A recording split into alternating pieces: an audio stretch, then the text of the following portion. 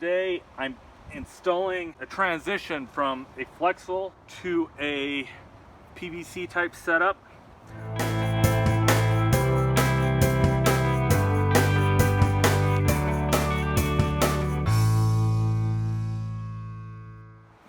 Hello, this is Alex with Grow How. On this station we cover gardening, homesteading, cooking, and a little bit of history. And I've already covered this in a couple of other videos, so this is part of a series.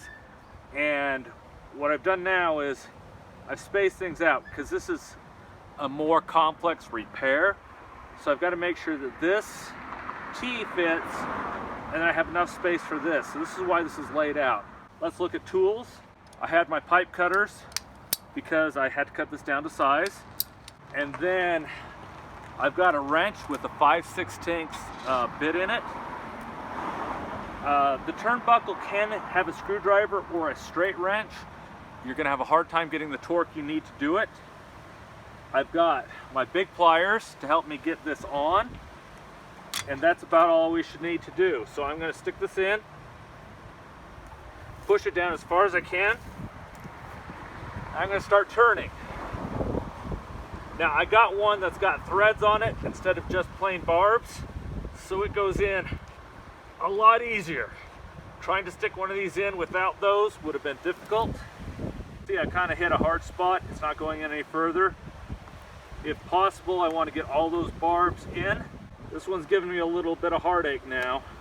So what I'm going to do is I'm going to push with one hand, turn with the other.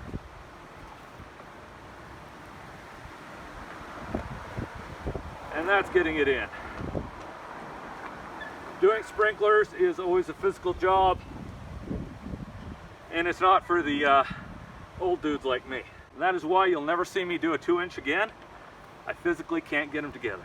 On this one, it's got 2 barbs up near the top that have 0 threading on them. And I want those all the way in. I do not want to make this repair another time. Okay. That's in as far as it's going to go. I am on this one actually, I can go a little bit further because this is shallow. This is way too shallow. I can't even aerate, this is so shallow. I don't want that sticking up any. So now I'm going to go ahead, I'm going to move my turnbuckle all the way up till I know where those top 2 barbs are. And I'm just going to clamp that down. Again, you can use a screwdriver or a straight wrench. You will not get it tight enough and you're going to have a leak. Well, okay, maybe if you're Superman, I can't get the torque and the leverage to get it down tight. So I use what I know is going to get the job done. Okay, I think we're pretty good there. Tools I have, or items I have, is my T. I've got a small piece of PVC, got my cutters, my pipe cutters, and I've got a saw. And I don't use the saw to saw with. Well, sometimes I do, but not in this case. I'm using the saw, actually the blunt end, to rub down my burrs so that I don't have any burrs that are causing problems, sharp points. The first thing I'm going to do is take my trim piece of PVC, and it's not the ultimate size it needs to be. And hopefully I'll do better on this than on the last one. And we're going to go around.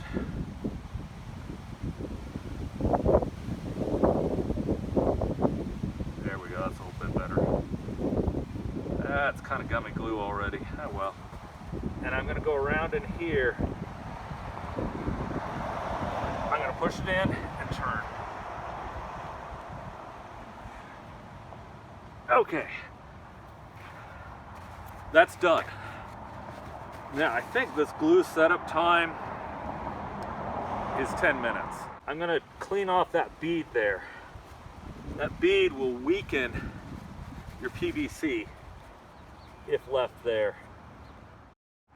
You look at that, what we want to do is eventually get our T in there. And you'll notice that doesn't fit. The ledge for this pipe is right there. There's a ledge on the inside. I don't know if you can see that. And that lines up actually really well with that end of the T. It's just right there. So I can go like this, say, well, that's not going to fit, obviously. And so I can bring it down. And this is another place where I'm going to use my saw. And I've got it lined up with this pipe. I've got it lined up with this pipe. I'm going to take this saw, not the saw end, and just mark it. That actually didn't work that well.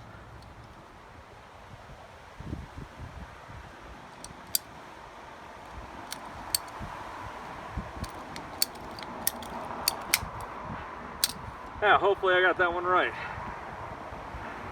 Yeah, it's going to line up nicely. Okay, that part's done. I'm going to cut off this part. I'm going to take this, put the glue on it, stick it down here, and do a quarter turn so it's facing directly in there. I really didn't want to get inside of there. But as I said before, it's a young man's job. Ooh, especially when you smell that glue. Okay, and we're going to go in, quarter turn. That didn't go as perfectly as I wanted it to. You'll see this is kind of headed down, a little bit funky. When I pull it out, it will straighten out and we'll be okay. I have never seen anybody do exact measurements on PVC before when doing this kind of work. It's just not made to just stick a tape measure there and figure it out. So keep in mind, it's not perfect. This is a little bit down. Great thing is, because of the fact that I've got the screw type assembly here, I can actually alter that just a bit. So that's good. Now our next step, I'm going to glue this on here, and I'm going to glue it on here at the same time. That is an awfully large bell on this, but I'm going to let it be, and we're going to use that. Make sure when you're doing this that you have enough space to actually do it. Now, right now, I've got some clotted dirt on here. The top is easier to deal with, but I can use my saw down here to clean off these parts that are really hard to see. And I'm doing a lot by feel here because I'm not going to be able to see that. Now this pipe has got an existing nick there. I'm going to go ahead and I'm going to risk it. We're going to have some fun with this one. I need to check that for burrs. Now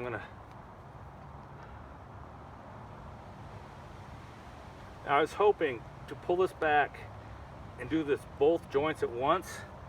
I'm not going to be able to do that with this. There's not as much play here as I'd hoped, and I don't want to dig out more. So I'm going to go ahead, I'm going to put the bell end first. By the way, this is just the one end of your typical PVC pipe. They call it the bell end, because anytime you're laying a bunch of pipe, you're going to need one end. It's got a joint on it. I'd never want to go all the way down. I'm only supposed to go about 2/3 of the way down. And I only want to do about 2/3 of this end right here.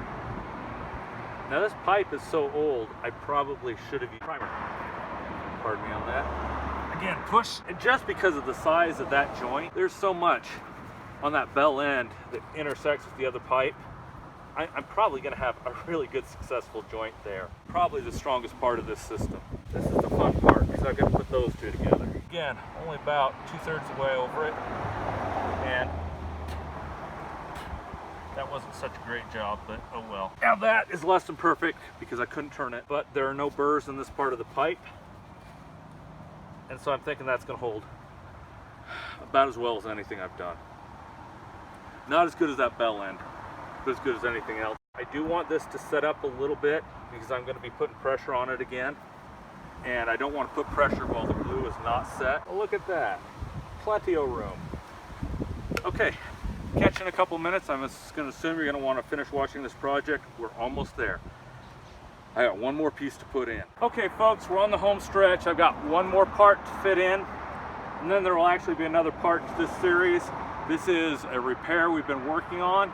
If you're interested in gardening, homesteading, garden cooking, and a little bit of history, please hit the subscribe button and then hit the bell. This is known as a slip fix. I think that's a brand name.